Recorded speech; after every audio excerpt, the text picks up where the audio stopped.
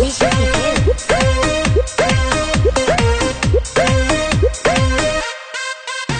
तो मेहंदी रचैले बानी तहरे खातिर, तहर बड़ुए पलानी का बताता आखिर।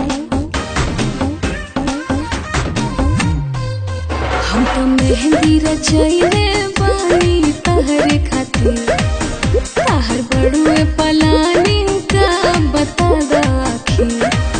भोले बाबा से मांग रही हूँ तुम्हें सातों जन्म के लिए।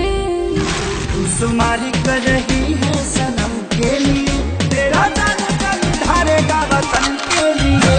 सुमारी कर रही है सनम के लिए, तेरा जन्म धारेगा वतन के लिए। ओम नमः शिवाय, ओम नमः शिवाय।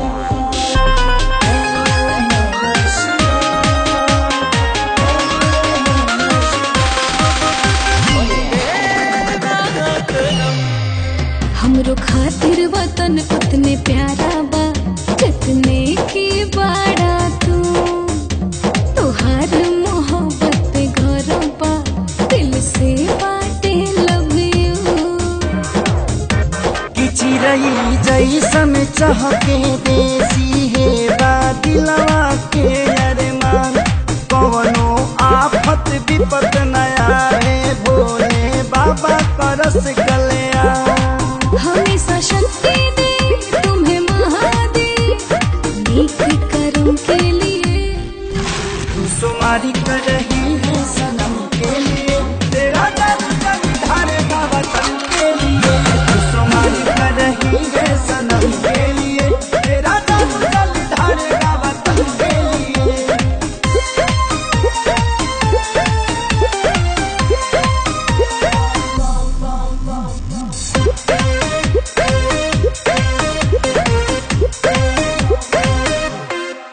बड़ी भाग वाला बानी खेसारी हो जे हमके मिलला तू। माँ भारती के बेटा के नामे हम मंगिया में लगाए सिनूर। कि जवाना माटी में खेलनी कुदनी जहाँ भैनी हमसे याद। यही कारण करेले अखिलेश भारत देशवा पर अभिमान। तुम्हें सैल्यूट है मेरे सोना समर्पण के लिए। सुमारी कर रही है सनम के लिए, तेरा जन्म धारेगा वतन के लिए। सुमारी कर रही है सनम के लिए, तेरा जन्म धारेगा वतन के लिए।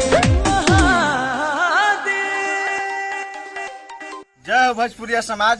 और वह सबके बीच में एगो वीडियो लेके आयल बनी जा, जो के आप लोग ढेर सारा प्यार दीजिए। अच्छा लगे तो पूरा शेयर कर दीजिए। अगर चैनल पर नया बन जाए तो सब्सक्राइब कर दीजिए। अगर अच्छा लगी तो लाइक भी जरूर करब जा। हाय, और चैनल को सब्सक्राइब कीजिए, ढेर सारा आशीर्वाद प्यार दीजिए।